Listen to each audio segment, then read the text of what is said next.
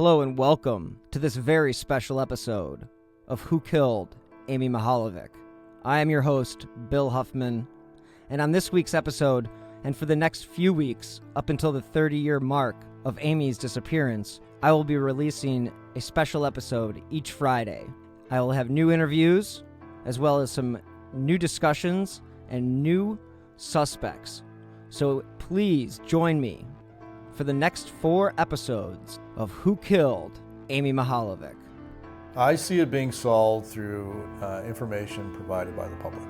I really do. We have a vast amount of information, some of which we can piece together, some of it we can't. So I'm really of the belief there's someone out there who has direct or very closely direct information about who did this. Either they heard something, it's a relative, somebody confided in them, deathbed confession, something, someone out there other than the killer knows what happened.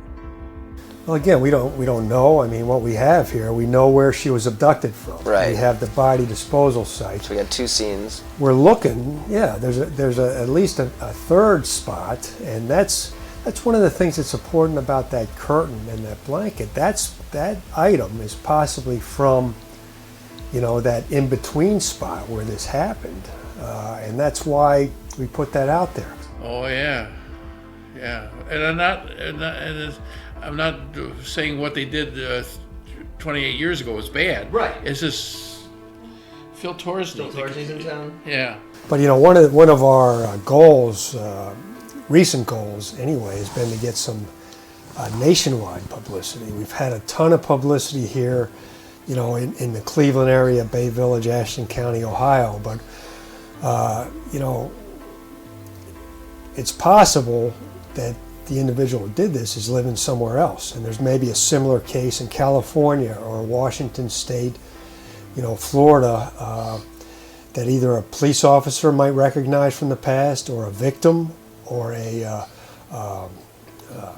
just somebody from another state that wasn't aware of all the publicity around here that's going to hear about this through, this podcast or another sort of national.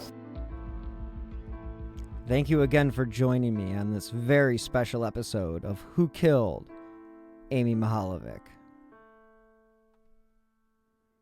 It has been just over a year since I published the first episode of Who Killed Amy Mihaljevic, and it has gone the way that I thought it would.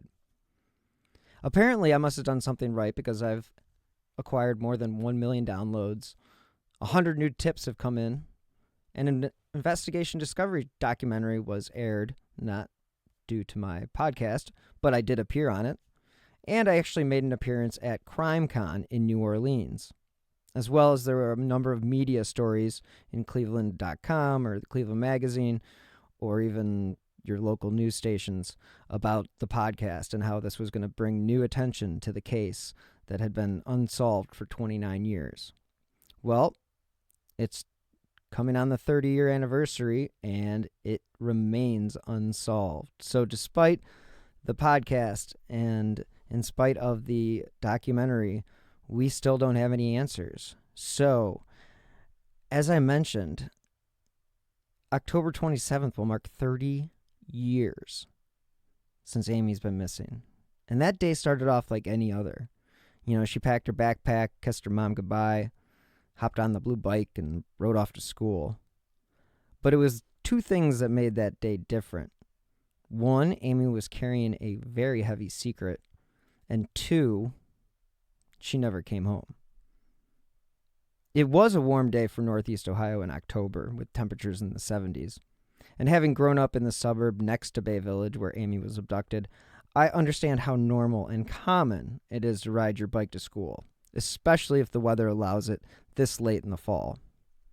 Amy had told her mom and dad that she had a choir tryout after school and would be home a little late. Neither parents questioned Amy's story because she had never lied to them before, and why would she start now? Margaret had just become a full-time employee at Trading Times, and Mark was a full-time employee for Buick, and his job, he was a rep for the automobile maker and would travel from dealership to dealership and he had a zone meeting the day that Amy went missing down in Cincinnati. Now, Amy's brother Jason was just a year ahead of her, but he didn't notice anything unusual on that day. So as Amy pedaled away that Friday morning, nobody in the Mihaljevic family knew how much their life would change in less than 10 hours. A normal day became anything but when Amy didn't come home that night. The last time Amy spoke with her mother was when she called to check in after school. There have been some reports saying that Amy sounded a bit distant, but we were taking that from Margaret, and she was obviously not in a state where she could think clearly. We've all heard stories of families being in a complete daze after a tragedy such as this. So to take Margaret at her word, I don't know, it's been 30 years. So with Amy being abducted on a Friday, it was a time where most families were actually heading to football games or planning weekend activities.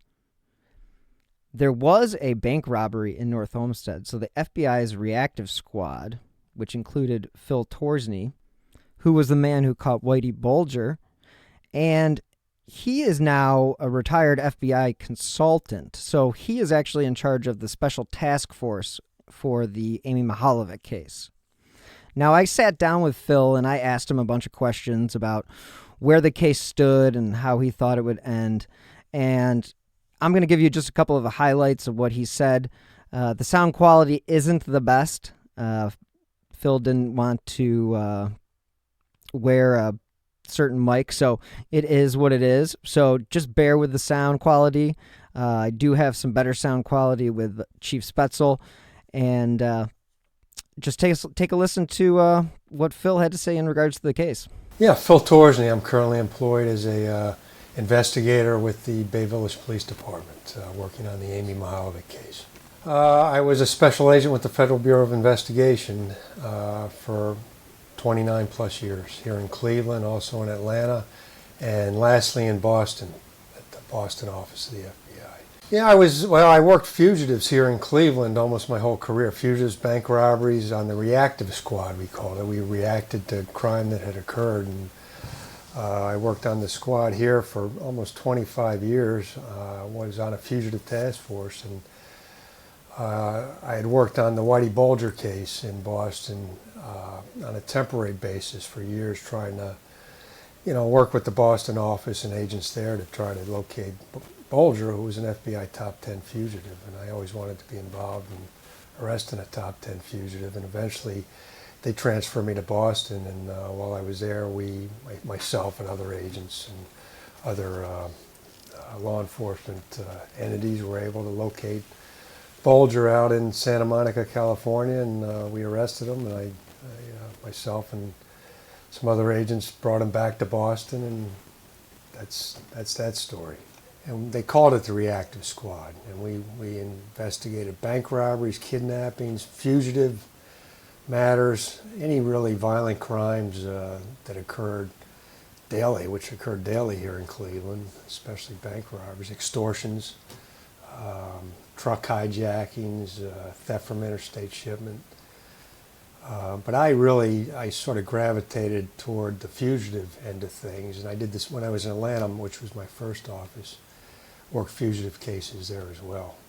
I'll tell you that it's. I was at the day Amy was abducted. I was in North Olmsted on a Friday afternoon working on a bank robbery on Lorraine Road, and I have the surveillance picture of the robber, and I still keep that because it's when this bank robbery was going on is about the same time that Amy was walking from middle school here in Bay Village up to that shopping center. So I wasn't far away, and there was a bunch of agents down there in North Olmsted, but that was a Friday afternoon, and we never liked getting bank robberies on a Friday afternoon, because back in those days, you had to take the surveillance film to get it developed and then get it out to the news, and hopefully somebody had recognized the guy and give a call. And if you had a Friday afternoon bank robbery, a lot of times you'd be working till 11 o'clock Friday night, which you'd like to get home for the weekend if you could anyway. But that happens, and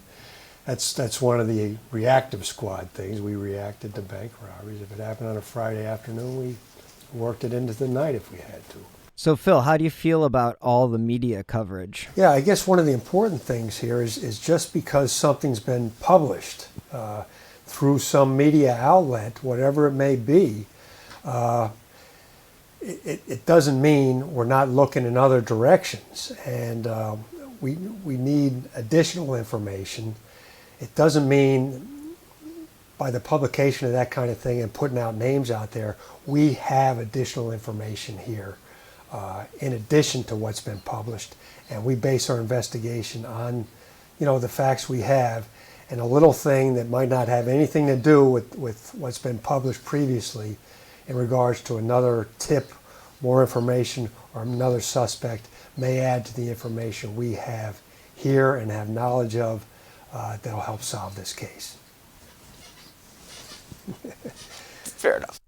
When I met with Chief Spetzel, I asked him if he thought the perpetrator would have known that the police station was located directly across from the plaza where he had arranged to meet with Amy. I don't know how to answer that other than to look at the mindset of that person and try to go back. We think this person is probably familiar with Bay Village, but not necessarily a resident of Bay Village, so we don't know his level of familiarity. But to do what this person did, which in other words was to set up a meeting with Amy, have her go to the Bay Square shopping center area, take her from there to go shopping, that takes a lot to be able to do that, knowing full well what the ultimate result could be when somebody does that. So he had to have some level of comfort going there, but not so much that he would have been identified. Because if he walks in there and anybody can identify him, then there's a problem. So it's kind of like an in-between, he's got some familiarity, but not enough that anybody would recognize him, is kind of how we look at that. So did he know the police department was across the street? Maybe not. I'm sure he knew that that was a municipal building. Did he scope it out? We don't know. If he had, he might have seen a police car parked in the parking lot at City Hall. So it's really hard to say. But I can fairly say that he had confidence in what he was doing, that he felt comfortable enough to be able to go to a place that Amy would go and to basically walk up to her and ask her to leave with him. That takes a lot of guts and it takes a lot of planning. So I recognize that this police station is generally pretty quiet. What was the mood of the station the day that Amy went missing?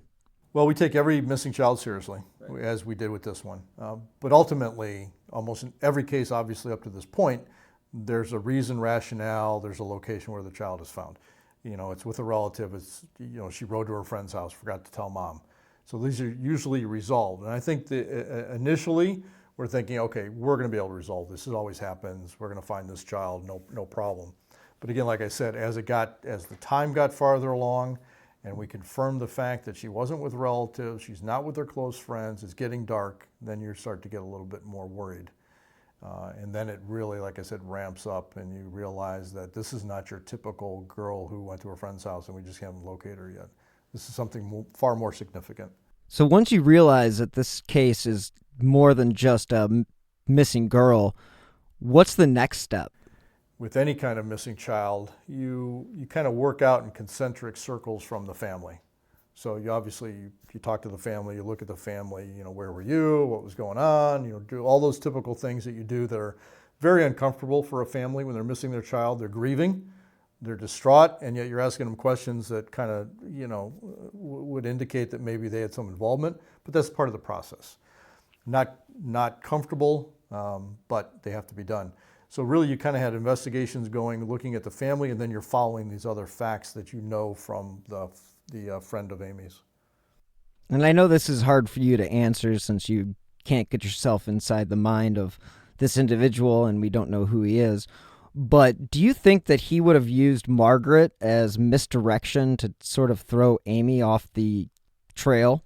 Obviously I don't know that because I don't know who this individual is, but I tend to believe that Margaret would have been the key to that, because I think that, first of all, Margaret and Amy were close. They rode horses together, they hung out together, they were more close. And I think that there had to be some factual basis in Amy's mind for this trip to meet this person, and I think that would make sense. And I also think that for them to have the information they did implies some familiarity with Margaret. Right, they came forward the next day with that information. And also they came forward with the fact that two people at the Bay Square had seen a male with Amy, and they both described this male to an artist. And we created a composite drawing from each individual. And these were both 10-year-olds as well, who saw Amy with this individual for a brief second, standing in the area of where the current Bay Barber Shop is. Actually, it was present back then too. But the thing about their witness identification is, this wasn't a struggle. There was no screaming or yelling. This was not a violent abduction or anything like that. They just saw Amy up there, like everybody else who's hanging around up there on a beautiful day, going to the ice cream parlor or hanging out by the bowling alley, and said hi to Amy. And at some point saw her standing there by this pole, and then at some other point saw a male standing with her. And kind of one of them indicated that this male put his hand on the middle of her back as if to escort her to the parking lot. And that's all they saw. When was it that you learned more details about Amy's abduction? Definitely at least 2, possibly 3 of her friends had information on this meeting that she was going to have after school with this individual to go buy a gift from her mother. In fact, they talked about that she had $45 to spend and she was going to go to the mall. So there's some pretty specific details within that conversation that she relayed to her friends. When did these witnesses bring these details to your attention? Right, they came forward the next day with that information. And also they came forward with the fact that two people at the Bay Square had seen a male with Amy, and they both described this male to an artist. And we created a composite drawing from each individual. And these were both 10-year-olds as well, who saw Amy with this individual for a brief second, standing in the area of where the current Bay Barber Shop is. Actually, it was present back then too. But the thing about their witness identification is, this wasn't a struggle. There was no screaming or yelling. This was not a violent abduction or anything like that. They just saw Amy up there, like everybody else who's hanging around up there on a beautiful day, going to the ice cream parlor or hanging out by the bowling alley, and said hi to Amy. And at some point saw her standing there by this pole, and then at some other point saw a male standing with her. And kind of one of them indicated that this male put his hand on the middle of her back as if to escort her to the parking lot. And that's all they saw. So you have these 2 eyewitnesses, and they met with an artist. How long was it before you ended up putting out the composite sketch? So you've got these 2 people who saw this, thought it was father, no idea, but just happened to notice it. And I always kind of look at it as this way. It's very similar to like if you're walking down the mall, in a mall, and you kind of bump shoulders with somebody and you look at them and you keep walking. Somebody comes to you a day or 2 later and says, hey, I need a detailed description of that individual because he did something in the mall that I need to know. Now, factor in the fact that it's a 10-year-old that got bumped into and has to provide that description.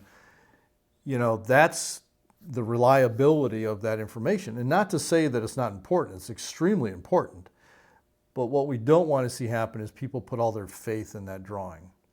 That, hey, if he doesn't look like him, it can't be him, or vice versa. But at the time, on October 28th, 29th, that's all we had. So we put out those drawings, and what we got was a flood of lookalikes who may be the suspect because they look just like that person. The jawline is the same, the glasses are the same. And we had to go with that because that's all we had. So that general description is probably fairly accurate, but certainly not conclusive one way or the other. Let's hear from this week's sponsor. Having dealt with anxiety and depression for most of my life, I know a thing or two about the importance of mental health. So today I'm pleased to tell you about a great company. Is there something that interferes with your happiness or is preventing you from achieving your goals? BetterHelp Online Counseling is there for you. Connect with your professional counselor in a safe and private online environment. It's so convenient, you can get help on your own time and at your own pace. And now you can schedule secure video or phone sessions, plus chat and text with your therapist. With over 3,000 U.S. licensed therapists across all 50 states, BetterHelp is there for you. If you're not happy with any of your counselors for any reason at any time, you can get a new one for no additional charge. They even have apps for your computer or smartphone. Whether you're suffering from depression, anger, stress, anxiety, LGBT matters, or self-esteem issues, they have a licensed professional counselor for you. And everything you share is confidential. Best of all, it's a truly affordable option. Who Killed Amy Mihaljevic listeners get 10% off your first month with discount code WHO. So why not get started today?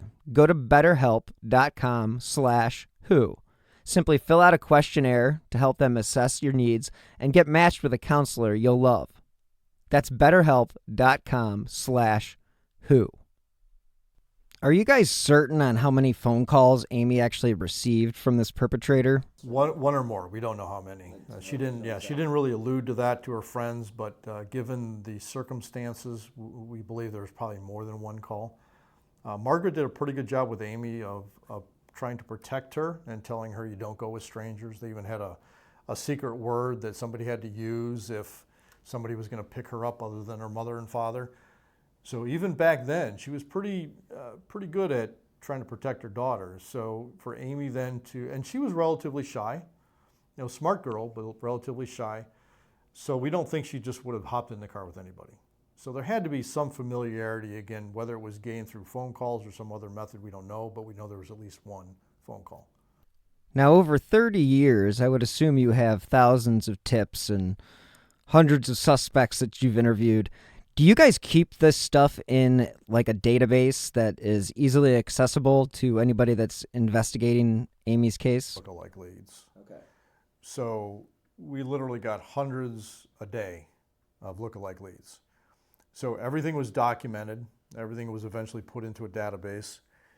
And those lookalikes range from, I was driving down I-71 and I saw a male in a car and there was a young female in the car with them, and that's all they got. It was a red car.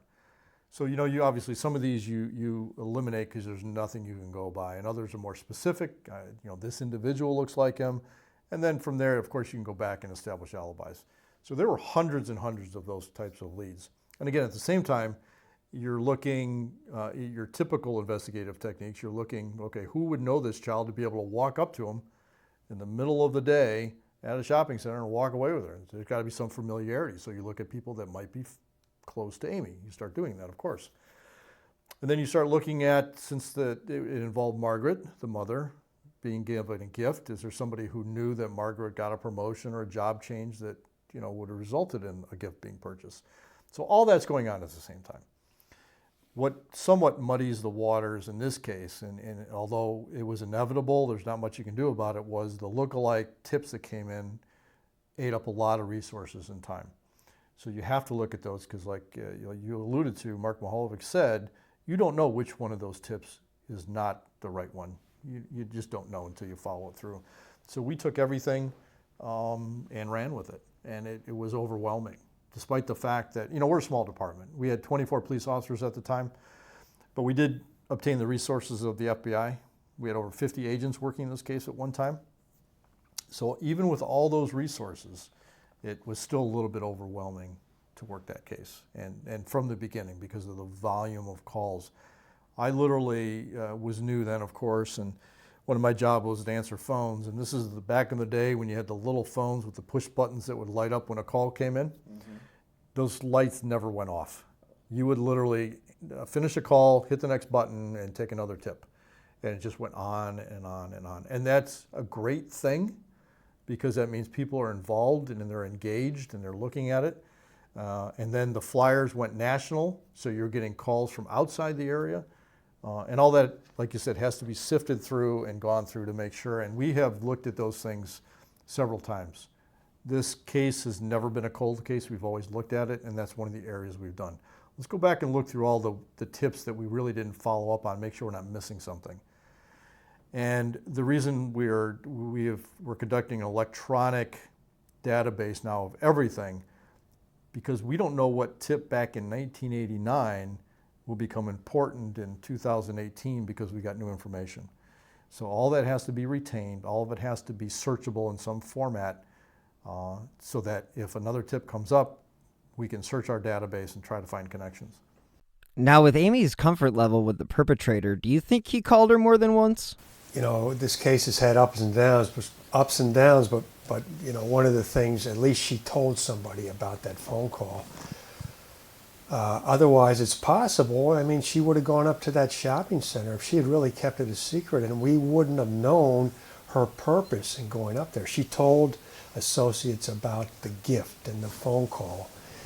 And, you know, we've obviously looked at cases which have a similar setup because of that, because Amy told people about that. If we hadn't known that, and that's why we still look at cases where there's missing girls or young girls that have been the victims of homicide, where it's really unknown what led up to them being abducted. You know, whether it was just somebody who, you know, it was a spur of the moment thing, or whether there's a planning process like we have here. And in this case, it's somewhat an unusual case in that there was prior planning like this. And we've talked to, you know, FBI behavioral people and a lot of people about that kind of thing.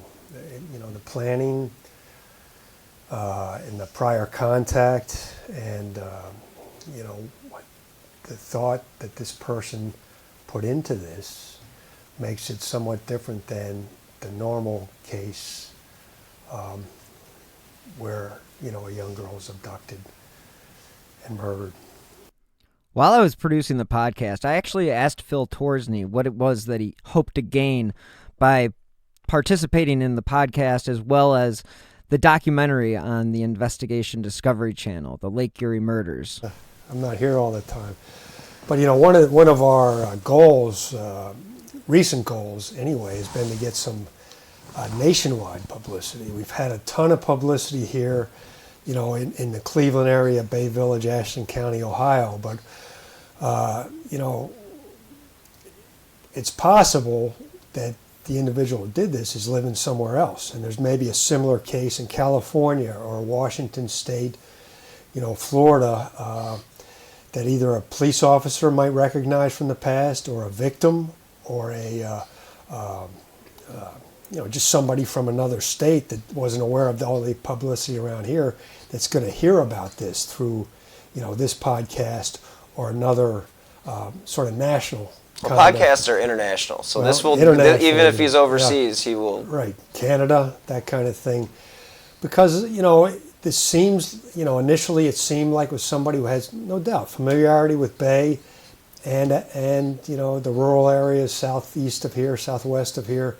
But it doesn't mean a similar crime wasn't committed somewhere else and there's some officer somewhere who took a report on something like this. And that we keep looking at those cases throughout the country. We've accessed various websites or, you know, criminal kind of computer sites looking for similar cases with the gift and the phone call and the you know, the age group of the young girl and that kind of thing. So yeah, we're looking nationwide at this point. Yeah, it also doesn't mean, he's not just living in the area still, potentially. I mean, he could be anywhere in the... People move. He could have done this before, something similar before, could have done it afterwards, could have gone to prison for something like this for a period of time, therefore stepped out of the public eye or stepped out of the potential for getting caught during the time he was in prison. Maybe did 10 years, maybe did 2 years, maybe did 15, 20, got back out and started doing the same thing in another way. Well, this podcast is supposed to bring the attention that this case deserves, and hopefully it will help provide the publicity that you're looking for, and the closure that the community and the family Yep, I appreciate it. needs. Good. So thank you again. All right, thank you.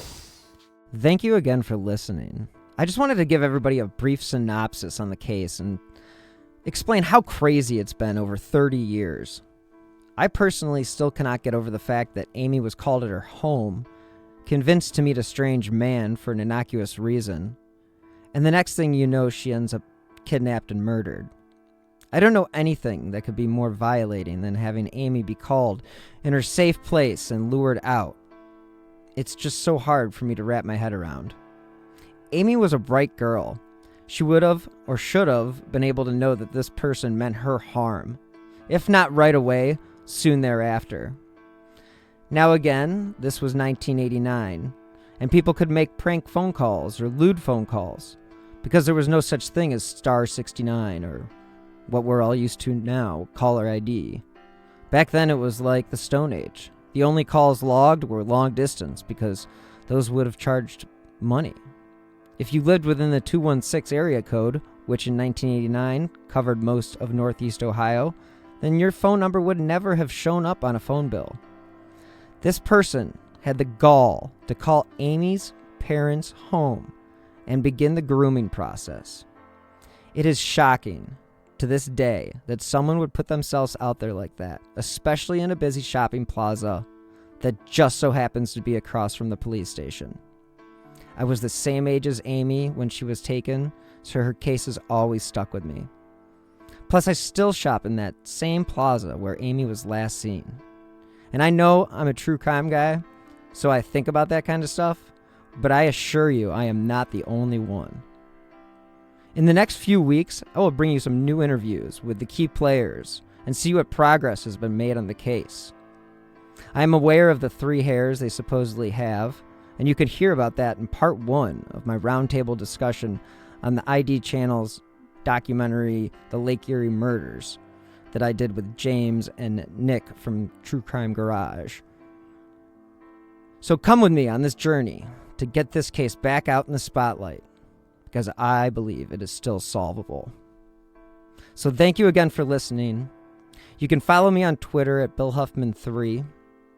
And if you enjoy this independently produced podcast, you can help support the show by clicking on the donate button on the bottom right-hand side of whokilledamymihaljevic.com or via my Venmo app with my username at BillHuffman3. Any amount is appreciated, and it does help keep the recorders running. If you enjoy this podcast, please leave a 5-star review on Apple Podcasts or wherever you listen to podcasts. It will help support the show and help keep Amy's story in the spotlight. You can contact the Bay Village Police Department at 440-871-1234 if you have any new information. The FBI is offering a reward of up to $25,000 for information leading to the arrest and conviction of the individual or individuals responsible for the death of Amy Renee Mihaljevic. So again, anyone with information concerning this case, please contact the FBI at 1-800-CALL-FBI. Thank you again for listening, and until next time, be safe.